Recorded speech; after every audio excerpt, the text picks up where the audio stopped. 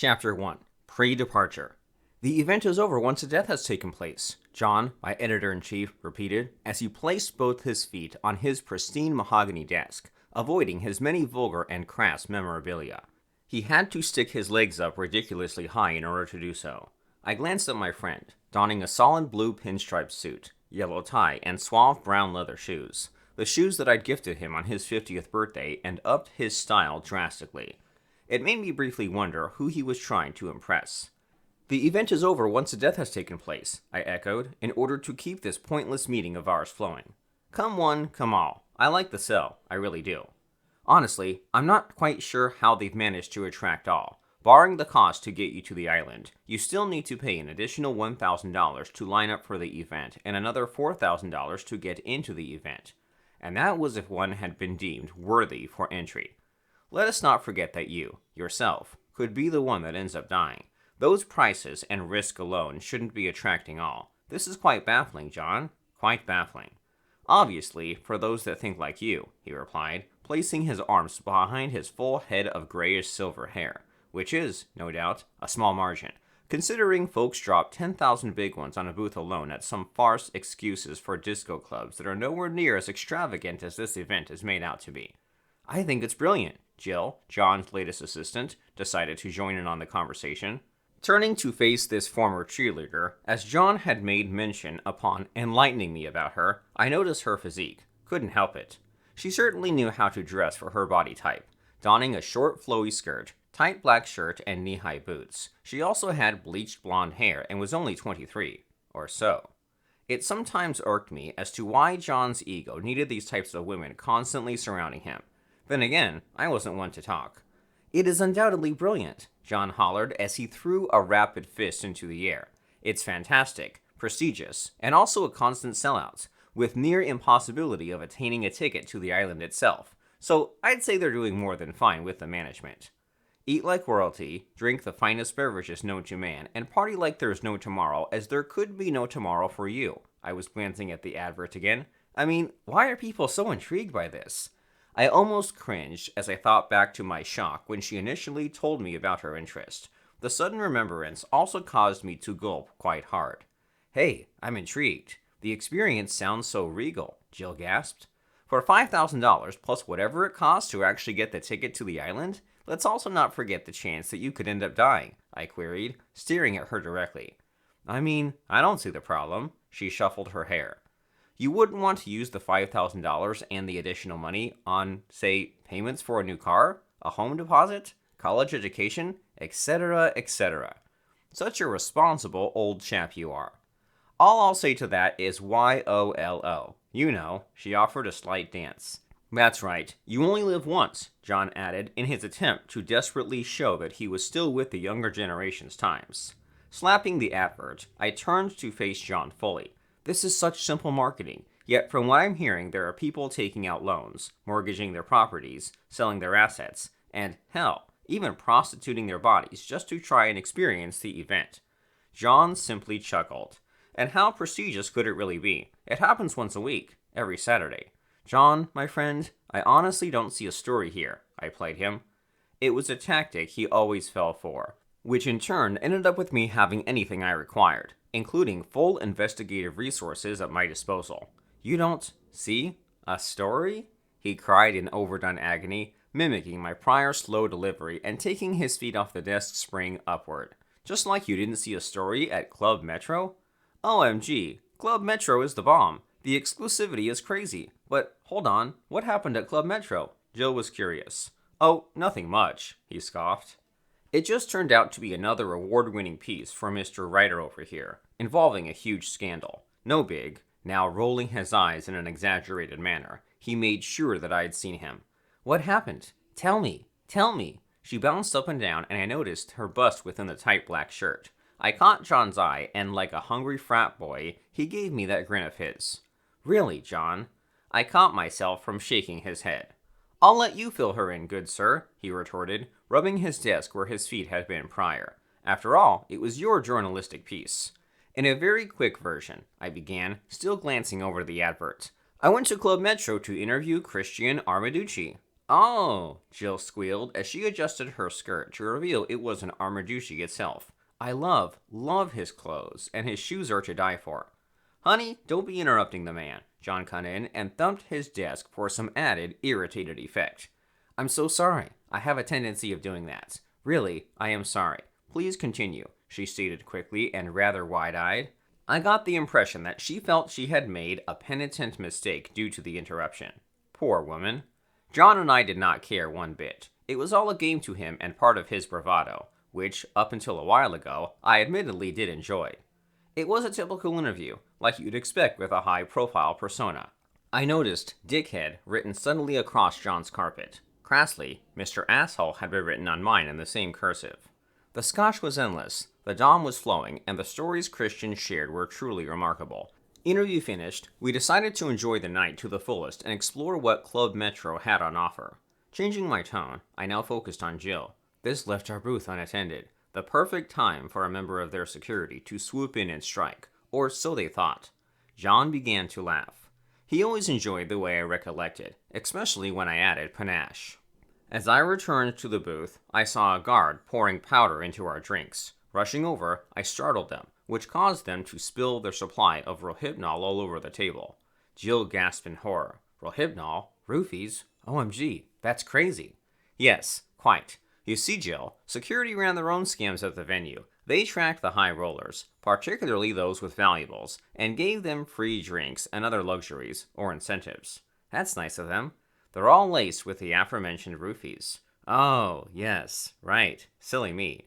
She caught my eye mid-eye roll, and I noticed her give me a crafty smile. They'd tried this tactic on Christian and me earlier that night. We, however, turned them away as the beverage wasn't to Christian's liking. When that attempt of theirs would fail, their next course of action was to then try slip roofies into drinks the guests already had, doing so when said drinks had been left unattended. Luckily, I noticed the heinous exploit, otherwise you might have been, well, you know. Eee, she moaned as she bounced once more and let off another sly smile. Eee, indeed. John was eyeing her, hungrily. John, you fool. Jill isn't the floozy she's leading you on to believe. She is playing you, just like that last assistant of yours. Fuck, Jill is probably well on her way in attaining a Master of Laws, or worse, a spy for our biggest rival, the Confabs Agency. But whatever, your problem, John, not mine.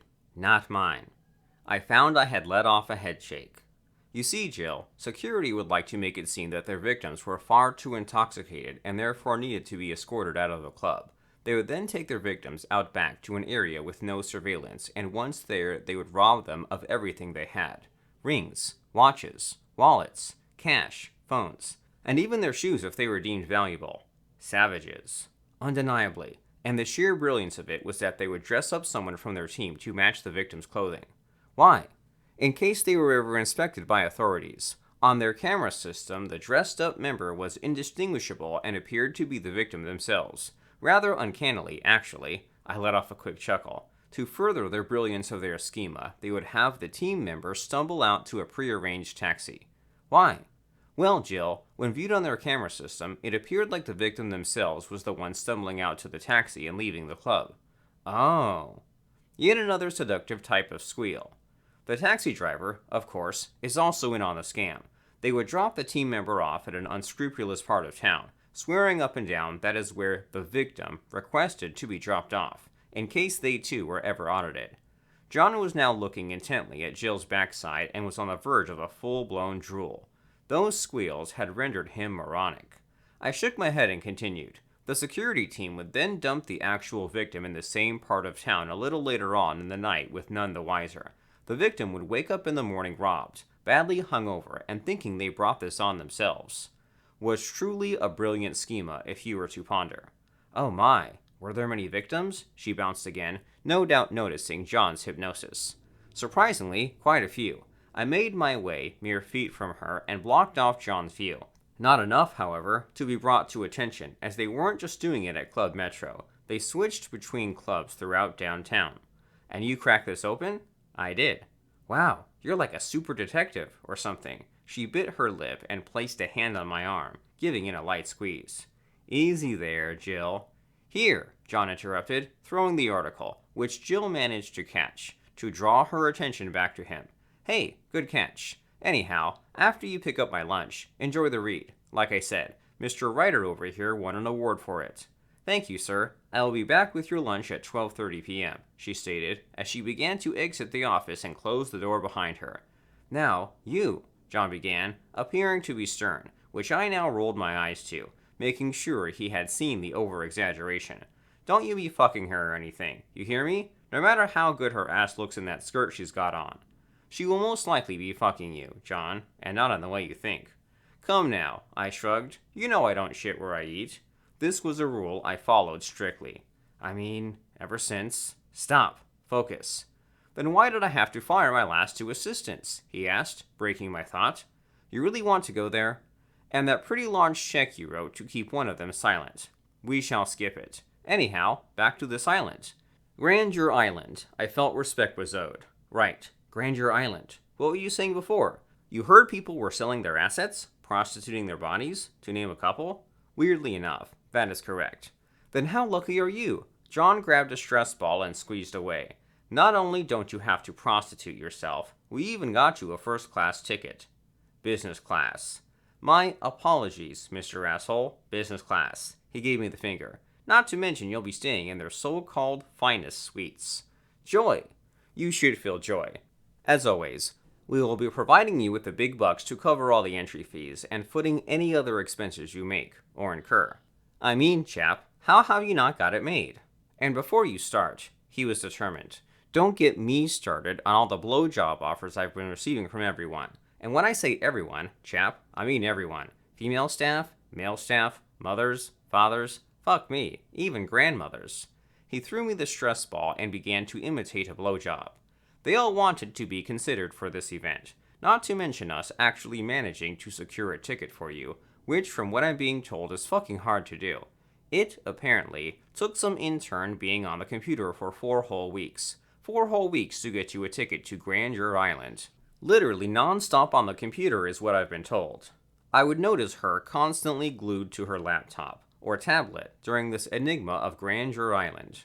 Little fucker is asking for a wage increase, or a full-time position for this so-called deed. He scoffed and thumped the desk. Anyhow, you're the one with a Willy Wonka golden ticket. Gee, thanks. I threw the ball back to him. That is, if I even managed to get into the actual event. Come on, chap. Look at you. You're prim for this. There is no way, and I repeat, no way, that you won't be allowed entry to this event. They'll take one look, take the money required, and wave you on through without a second's hesitation. Look at me? I shifted, so I could see myself in John's rustic full-length mahogany mirror that he was anal and making sure matched his desk.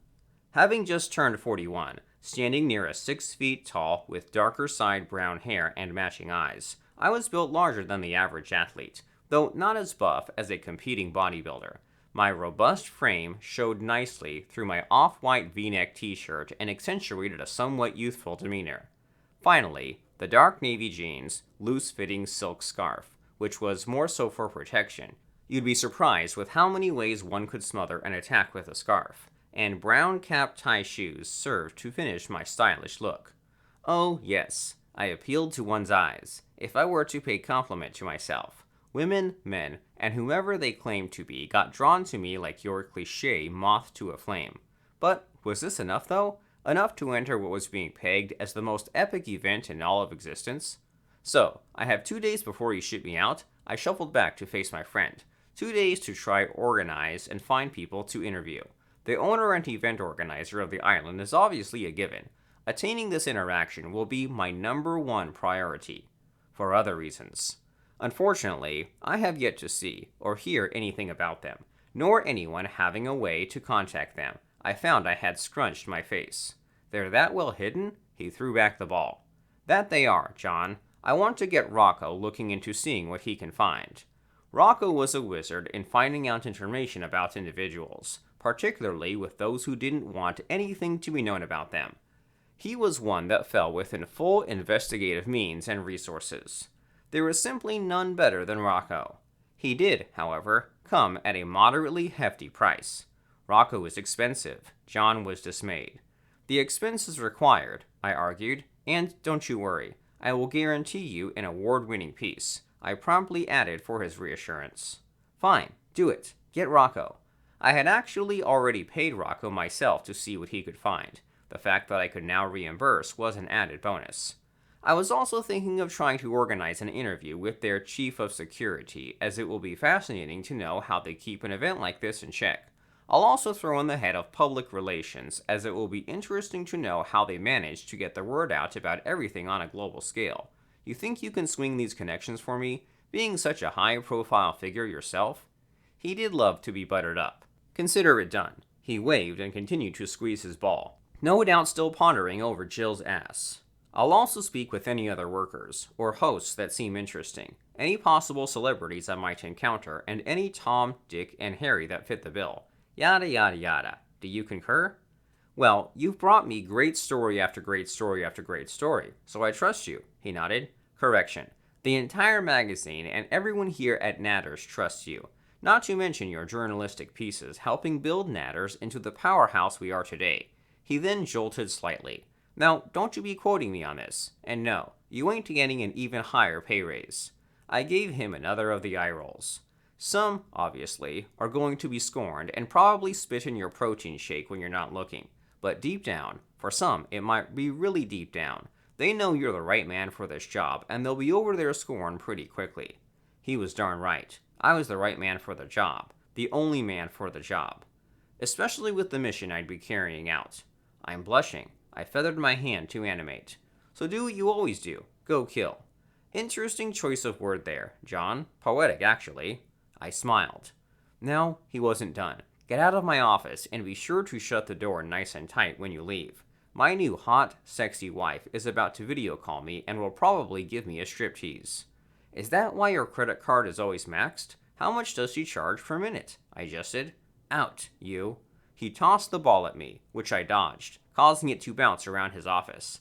I did not close his door upon exiting, instead ignored his cusses and roars as I checked my Armaducci watch for how long I had to dwindle until the upcoming happy hour.